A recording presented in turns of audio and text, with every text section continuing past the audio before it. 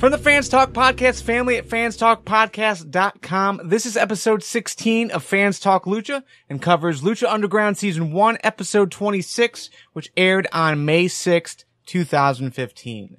My name is Garvin, and as always, we are here with the machine that they call my wife. Hola! Fans Talk Lucha is a podcast series that is brought to you exclusively by our friends who have stepped up and pledged a few dollars our way over on Patreon. You can head on over to fanstalklucha.com for more about us, how to get involved, links to support us, and access to the full archive. So let's get right into this week's episode. It started off once again with another Cueto segment. This time Cueto is he's got these little strips of piece of paper with people's names on it. And he's interrupted as he's fiddling with it. So it's hard to tell what he's actually doing. Maybe he was doing what we did the day of the Derby and he was writing down horses. Potentially. However, find out that that's probably not the case based on what happens next, which is Mundo and El Patron comes in and they basically are arguing on who should really be the one to face Puma next. They both agree that they deserve to face Puma for the championship before Hernandez does. They just can't decide between the two of them. Now, if I had been Cueto at this point, I would have suggested an arm wrestling match. That's how I decide a lot of things, sometimes even at work. Sure. Or put him in a match because he wants to see violence, which is what he did. I suppose you could do that. Yeah. So he took two pieces of paper. One had Mundo's name on it and one had El Patron's name on it. Said that they would fight tonight to determine who would face Hernandez for the new number one contendership. So my guess is maybe he was setting up a tournament. Possibly. He really likes to give out contenderships, though. They're like candy for him. So we'll see that a little bit later on tonight. But the first match that we got was the Crew versus Son of Havoc and Angelico. Ivelisse is injured, so she was on crutches. I don't remember which two members of the Crew were in the match, but ultimately all three of them ended up getting into the match. They pick up the win. So the Crew's first win in a while. And yeah, what did you think? Well, I think after, I don't know what they're calling themselves, but the Crew? No, the other tag team. I think after their big win last time, it was kind of appropriate that the Crew would pick up a minor win, especially with Ivelisse out injured and the way the Crew's known for sort of dirty dealing. This was a good chance for them to pick up a win that didn't really mean anything. Yeah, it was a non-title match and it was a regular tag team match, not a trios tag match. So no, you're right. I was okay with this too. I mean, this does continue a story. It's just, I don't know if I am into the story. I'm just not into the Crew. I hate the Crew. Yeah, so it's hard to really. I can't even be bothered to learn their names. They all dress alike. Well, they all have the same hairstyle. One's name is hairstyle. They all are bald. Cisco, Mr. Cisco. That's one guy's name. Is he the guy with the tall socks? Maybe. I don't know. So anyways, yeah, I really can't get into them. But Ivelisse, I thought was entertaining. She was on the outside barking orders, sat in the front row. With the crowd. She did. Yeah. It was pretty cool. We have a little more respect for Ivelisse since learning she completed a match with an actual broken foot. Yes. Also, it did seem like while she was barking orders, she was not nearly as loud and obnoxious as she's been previously. She was a little further away from the ring. I think they're kind of reining her back in because now she's someone we're supposed to root for. Yeah. Backstage, Cueto sat down with Daivari. They finally announced that this is in fact Daivari. And yeah, Daivari they were both sharing a drink. Daivari was more interested in his phone than having the conversation with Cueto. So it was obvious that Cueto felt like disrespected, asked Daivari why he's there, and Daivari says, while you like to watch violence, I like to inflict violence. Well, there's a little more going on here.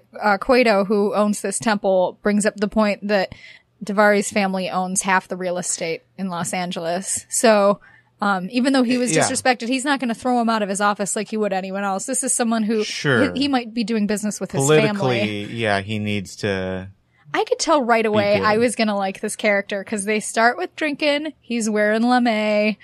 He's playing on his phone. He's obviously gonna be a very cheesy character, and I think I'm gonna like him. Yeah, a little self-righteous, little holier than thou kind of in how he acts, not necessarily like what he's saying. I like characters that are caricatures, and I think he's gonna fit the bill for me.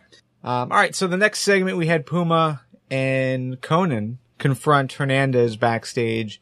Obviously, this is not going the direction I thought it was going to go. Conan leading the charge against Hernandez, saying that it was obvious that Hernandez was trying to take out Puma, and they're not happy.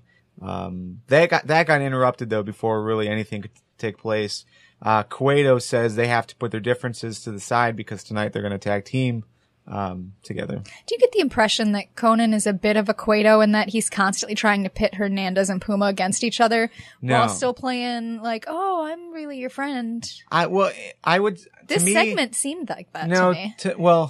Because maybe I could potentially see that's where they were going with this segment, but seeing how the next, like the rest of the night went, it's kind of hard to feel that way. But who knows? Because maybe Conan is really going to turn on Puma. That's a possibility. But it doesn't seem like that's the direction they're going now. It's not as obvious now. Before it was obvious. So, I don't know. But I liked it. I like this tension, that, it's kind of unclear what's really going to happen next. Alright, so the next match was Daivari versus Tejano. Basically, this is what, a lot of the initial segment was with Daivari. He was coming back to answer the challenge of Tejano. Drinking in the ring. It was hilarious. His intro, he's draped across the ring, drinking. He's wearing earrings, which we know is so not safe if you're going to be wrestling. And before Melissa can even finish announcing Tejano, she yells, "Oh shit!" Yeah. And Tejano hurls himself into the ring. And it really wasn't wrestling. At this point, they were just kind of beating the crap out of each other. And the match ended pretty quickly once the ref tried to stop Tejano. Tejano pushed him, and the match ended. So it was just an all-out brawl. There was some pouting, some storming out of the room. I was really satisfied by this. I thought it was a great intro to a character I know that I'm gonna like. Yeah, and it's kind of interesting where they go next, because right now, like, you don't really like either character. Like, both characters are kind of douchebags. Yeah. And, we just spent the introductory part of Tejano's career in Lucha Underground as the Rudo, as the guy that we didn't like because he was going up against El Patron. So now he's got someone extra rude that he can go up against. So you don't like either of them. Yeah. I like this though. Sometimes it's fun to just love to hate somebody. All right, so the next matchup was Cuerno and Cage. They call him Cage, versus Puma and Hernandez. This was actually a really good match, I thought. This is a fun match to watch. Very fun. Both teams did pretty cool stuff, overall. We saw the vertical suplex, the hold vertical suplex, by Cage on Puma, and he did some squats. I thought that was pretty amazing. It's always impressive to watch. Yeah, just to show how strong he was. But in the end, Hernandez turns on Puma. Not unexpected. It was just a matter of time. We knew it was going to happen, especially with Hernandez being the number one contender. Conan kept getting involved, wandering around the ring, talking him up. And is it just me? I mean, we have talked about maybe Conan getting back and becoming a wrestler again. But I do not, because I know that he cannot. He is looking more and more like an old man. Oh yeah, he is an old man. He was chasing people with his cane, which is something the old people in my family do.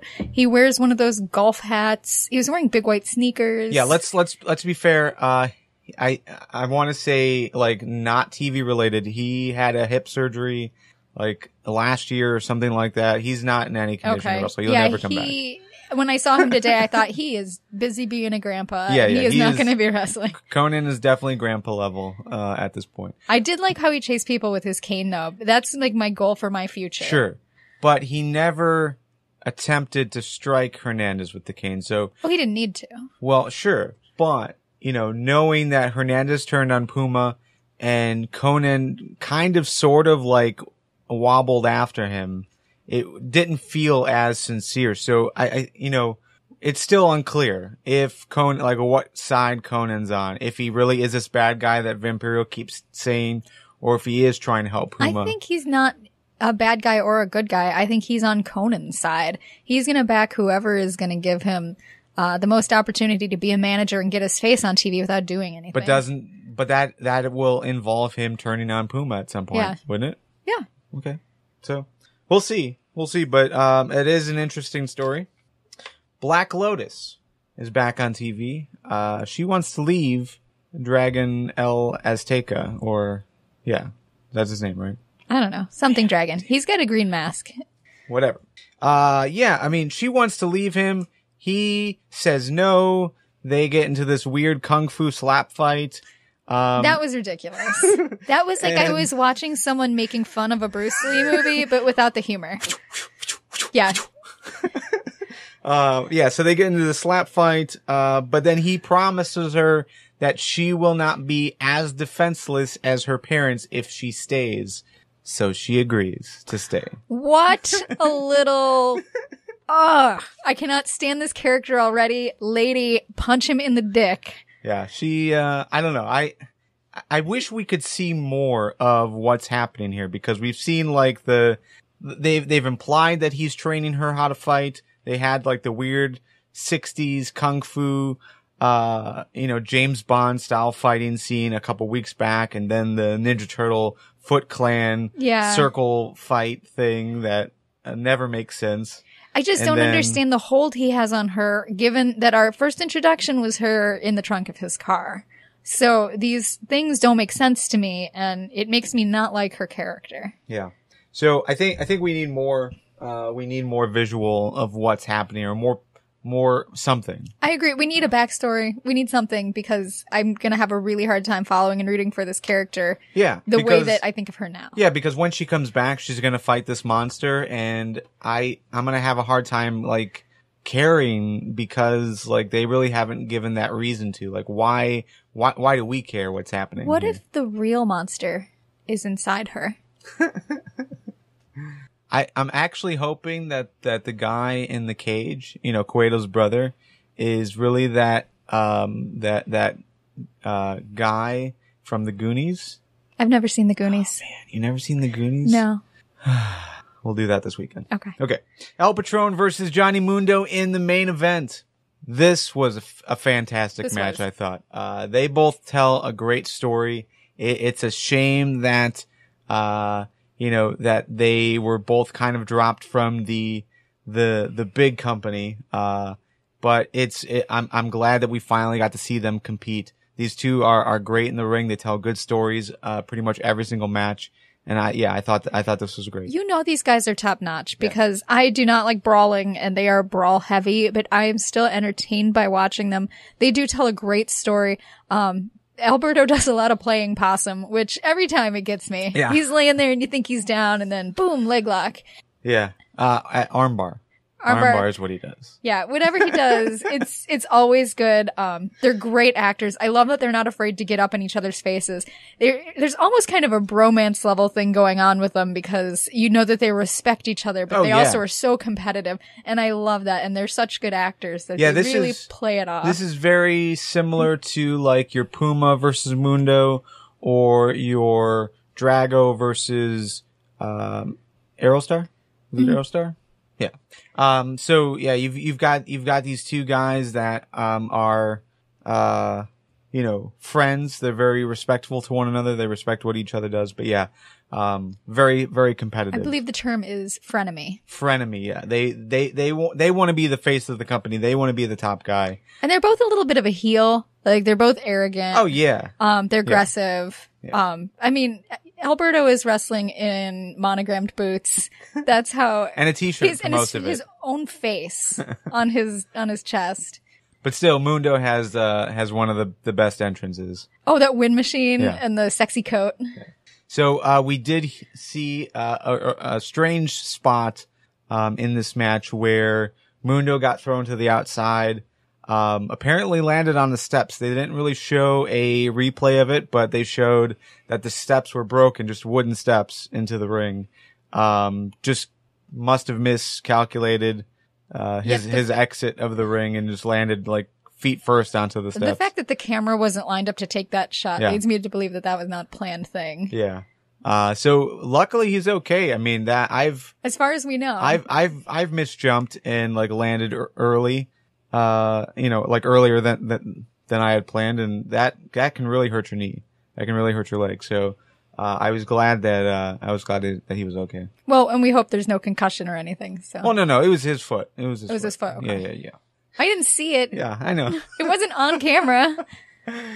All right. So let's go with your wins of the week. So there was a moment in the King Cuerno match where he kind of looked over his shoulder and the deer was right behind him and he made this meaningful eye contact with that stupid deer hat. It was hilarious. I love Cuerno. He's such a good actor. He doesn't need to say a word. His face, even with a mask on, is so expressive. That was my favorite moment of the whole show. Hands down. It was hilarious. My win of the week is, and we didn't even talk about it. Let's do that right now. I guess I didn't write, no, I did write it down. Here we go. My win of the week is going to go to the return of Mil Muertes. Right after the main event, I totally forgot. We saw, Katrina basically lighting candles around a coffin, opened up the coffin, showed Mil Muertes, talked about, how, it's time for him to come back to, basically come back to life and, be stronger than he had been before. Very exciting. We haven't seen him since that casket match. And she raised him from the dead somehow. I don't know how she did it, but, like the final frame was him opening his eyes. Well, she was holding the stone. Oh, that's true. Yes. It was a different stone. It was a white stone instead of the black stone. And she still licked him. So it was the kiss of life instead of the kiss of death. There you go. That's a twist on that phrase. Yeah, I'm excited to see those two come back. So yeah, that's totally exciting. I cannot wait to see how that plays out. If there's any change in the character, if there's like any change in the motivation. Maybe he's like Doctor Who and he gets a different face and a different pair of pants. Hopefully he got like that weird butt thing worked out. Spanks for men. They exist. Fails. What was your fail of the week? My fail was that stupid slap match. Oh, the Kung Fu slap match? Yeah, I don't know what that was. I didn't like it. No more of that. Yeah, my fail that I wrote down was that I really didn't like the Hernandez turn. I think they could have done it better, but I don't want to totally write that off yet because now that we've talked about it, I'm still on the fence on where Conan sits. Like when we were done watching, I was pretty confident that Conan was with Puma, but now I'm not so sure. So I don't want to totally add that as my fail. You can't have a partial fail. I don't know. Let's go with the crew. I just to give the crew. We hate fail. the crew. Boo. Next week, most likely is going to be El Patron versus Hernandez for the number 1 contendership. Nothing else listed or talked about yet, so we'll see what else happens. But yeah. Who's your pick if that happens? El Patron. Me too. I mean, man, that's a good question. I mean, storyline wise, it probably makes sense for Hernandez to win, but if we're just looking at wrestling skill, I would think Patron would be your hands down winner. Patron makes sense, but if the idea is that they're going to make this change where Conan sides with Hernandez, then I would say Hernandez wins. That way, in 2-3 weeks, whenever Puma versus Hernandez happens, Hernandez gets the title. So we're looking at logic versus storyline. Well, I don't know. I mean, they're both within the storyline and logic. I just, out of the two, El Patron is a better wrestler. Agreed. He's more polished. So, but, let's go with Hernandez. I'm going to say Hernandez just because I want to see that turn where Conan becomes the heel. I'm going to stick with Patron. I think they've been slow on the Hernandez thing, and I think they could still drag it out another week or two. Yeah, let us know what you think, and just let us know in the comments. You can also tweet at us at FTW Podcast, Google Plus, wherever you guys are listening. We have a Google Plus page? Well, the main podcast series, the Fans Talk podcast. So, all right. So yeah, overall, your final thoughts on this week. I thought it was a pretty good show. Like we didn't really rave about a whole lot like we did 2 weeks ago. Last week was very segment heavy, just because they were starting some new stuff. They got a lot done this week. This was like when you sit down at your desk and you just get done what you need to, and that's what happened. So we got a new character, and we've got an old character coming back, and we've got some storyline turns. Good stuff. Yeah, I mean, overall, I was pretty satisfied. The Mil Muertes bit at the end, I thought was very cool. Everything else was okay. I mean, it wasn't great. It wasn't amazing. I'm just thinking the Mundo versus El Patron match was very good. So yeah, I think it was a good show. It was a good show. I think they're doing a good job of varying the pace of the shows so that you don't sit down and know exactly what's going to happen. You know, there are days you sit down and there were only 3 matches, and they're 3 long, excellent matches. Yeah. And then there are days like last week where it's all segment, all storyline. But I like that. It keeps it interesting. Yeah, and it throws a nice balance. It throws a nice balance on everything. It makes it seem like more of a entertainment program and less of a sports program. Right. Well, if you had like awesome match after awesome match after awesome match, and that's how it was every single week, you'd get exhausted because you'd have to keep topping it. Yeah, and that's really too much wrestling. It's hard on the wrestlers too. So no, I think they've got a good balance on how they're doing stuff. I do too. It's well done. All right. For more about us, you can check out fanstalklucha.com. You can also drop a few pesos our way on Patreon. It's the most direct way that you guys can support this series as well as all of the other series that we do on fanstalkpodcast.com. Let's keep the conversation going. You can reach us on Twitter, Facebook, Google+, YouTube, as well as the comments on the site. All of that information is over on fanstalklucha.com. See ya.